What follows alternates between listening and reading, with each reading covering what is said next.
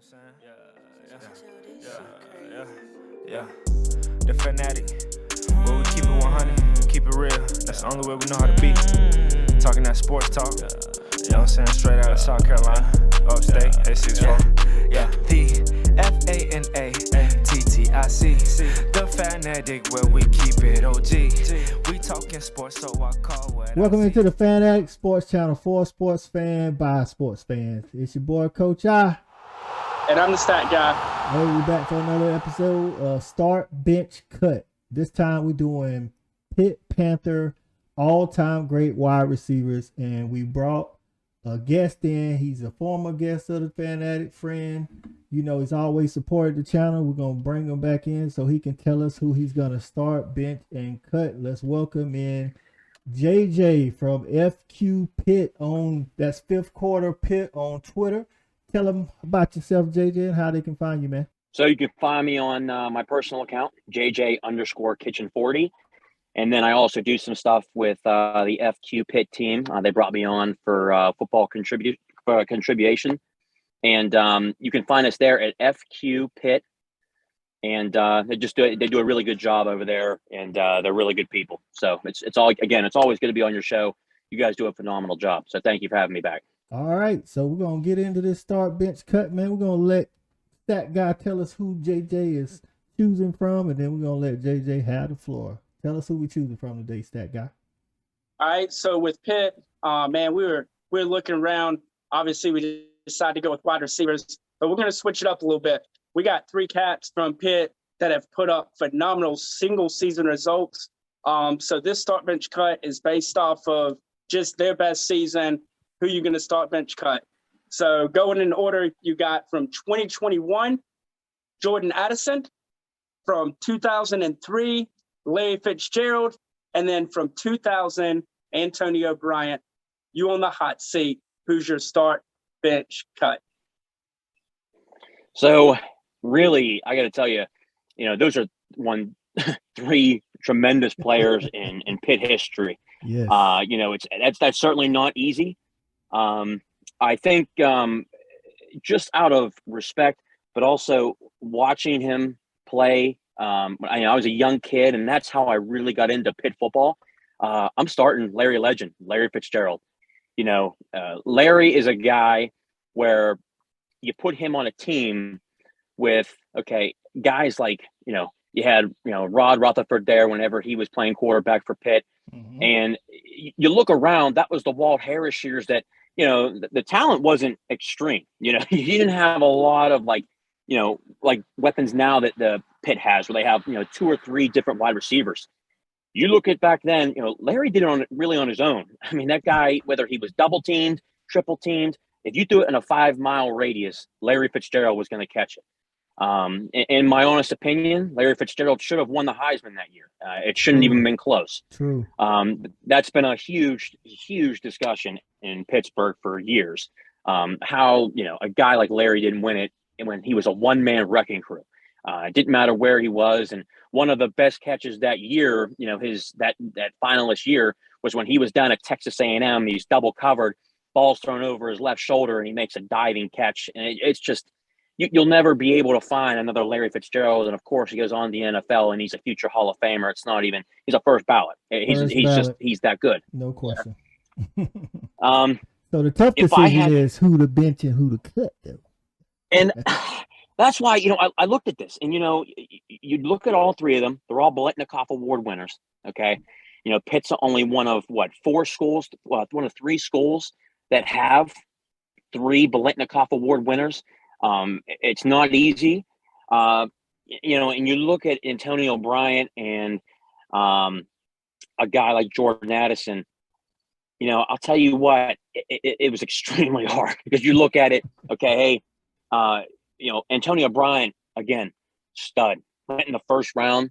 A tremendous career at Pitt, but one person he did have, when you look at a guy like him, we had Doran Dickerson, who played tight end. He was an All-American, got drafted, went to the NFL. He's a Pittsburgh guy, right out of West Allegheny. But he also had Bill Stahl at quarterback. Bill Stahl wasn't known. He was lighting things on fire back then. Of course, who was the offensive coordinator back then? Frank Signetti. Frank Signetti's back at Pittsburgh now. So you look at that, and then you look at, okay, who did Addison have? Addison had Kenny Pickett at quarterback. Did that have something to do with it, to where he had a Heisman finalist? He had a great run game. He had multiple wide receivers. So this was tough. But if I had to go for a bench, I'm benching Antonio Bryant, and then I'm cutting Jordan Addison. For those reasons, when you deep dive into it, okay, Addison had a little bit of help, had some extra tight ends, had a Heisman finalist quarterback. Antonio Bryant really, the kid was also a stud, just like Jordan Addison. Addison was that guy when they looked to him. Hey, he was there. He made those catches. Yeah. But I think overall, with the guys that he had around him, you have to respect what he did with the limited weapons that he had. So I think that would be my three. I'd start Larry Fitzgerald. I'd bench Antonio Bryant, and I'd cut Jordan Addison, which in a real world, you'd never cut Jordan out of those three. I think that's what I have. That's right. So before I let the stat guy go into some of the stats he found, who do you think of the three had the better quarterback? The better quarterback? Oh, yeah. I'm going Addison. Yeah. That's what I was going to say. Plus, I feel like Fitzgerald played in an era where it was mostly run, whereas Addison's playing in an era where it's, more air it out type deal. But like you said, you can't really go wrong. But stat guy, tell us what you done found about these three wide receivers, man. So what I found is, hey, the stats don't lie. JJ hit the nail on the head. He went the way I would have gone just from a stat standpoint. The crazy thing was how much closer the start and the bench is between Antonio Bryant and Larry Fitzgerald. So in their best overall season, as far as completed passes, they both caught 37% of the team's completed passes. They both caught 44% of the team's total receiving yards. And where it made the difference was Legend Larry with the 58% of his team's touchdowns that year versus only 50% for Antonio Bryant. But in comparison, you had, even though Jordan had the 100 receptions this past year, he only had 27% of his team's receptions. They threw the ball a lot much more with Kenny Pickett. They aired the thing out a lot more. He only had 39% of their touchdowns and only had 34% of the team's receiving yards. Yeah. So a huge drop as far as the total production. And I think that proved, Kenny Pickett was probably the best of the three quarterbacks that we saw with those guys. And obviously Pitt liked to air the ball out a lot more this year than what we saw back in the early 2000s, where they like to run it and control the clock a little bit more. But yeah, you can't go wrong with any of these three.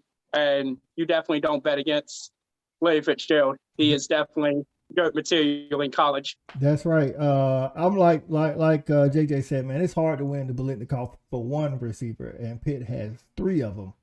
But I do think if we are, ranking how easy it was or how difficult it was, Jordan Addison definitely had the easier path to the Biletnikoff because he had more opportunities to catch the ball due to the offensive system. Like Larry Fitzgerald winning the Biletnikoff at Pitt when he played. It's like a Georgia wide receiver winning the Biletnikoff right now. You know what I'm saying? It's like it's a balanced attack. You know what I mean? It's not air it out. So, and the offensive scheme plays a part in that. So if you could, what do you think, one last question, what do you think would have happened if Kenny Pickett had Larry Fitzgerald? Oh my God. First off, if Kenny had Larry Legend, is that even fair? At that point, I'm not sure. I think if Larry played with Kenny, I'm not sure they'd run the ball ever. I think they just would have told him straight up, this past year you looked at it and you said, hey, Pitt threw the ball the majority of the time. But if you had Larry Fitzgerald and those weapons and he had to help and he had Kenny as a quarterback, oh man, Larry would have been unbelievable with that amount of talent. It would have been ridiculous. For real. So Pitt fans watching this, let us know if you agree with JJ. Get down in the comments. Tell us who you would start bench cut. I really don't see an avenue to start anybody other than Larry Legend. Is probably the biggest conversation is who do you bench and who do you cut? Maybe you can make some arguments there. But we appreciate you coming on, JJ, man. You know we're gonna have you back on when we do that Pitt season preview, man, because Pitt looking to trying to get that ACC title, man. So just briefly. I know. Just briefly, what's your confidence level on Pitt reaching the ACC title? Reaching the ACC title. I think knowing who Frank Signetti is, the new OC, Tyquan Underwood coming in as wide receiver coach, pass game coordinator, the guy coming back, I'd say out of a 10, I'm like 95% sure. I think the only hurdle they're going to have to get over is their nemesis, which is Miami. That's the team that I think they got to look after. So we'll see what they do. I got both of y'all battling to see who get there, and I think whoever wins that game could possibly decide the Coastal. So, that guy, you got anything else before we wrap this up? Yes, sir. Hey, no, man. Other than my usual anytime I get to meet another ACC fan, hey, baby, ABCs, anybody but Clemson, please make sure they don't. Amen, baby. Sure they don't make it out for me, and we good to go. There you got it, from the stat guy to the delusional South Carolina fan, always betting against the Tigers. So don't forget to comment, like, and subscribe. Again, we want to thank JJ for being on. For the stat guy, JJ, don't forget to follow him on Twitter at FQPit. That's at FQPit. I'm the Coach I. This is the Fan Addicts. We done. We got it jumping like it's that valley. I call my dogs out the pound. Let's go eat. Turn on the Fan Addict. Let's have a debate. Who really hold down the Southeast from state to state? What team hungry gonna eat everything up off their plate?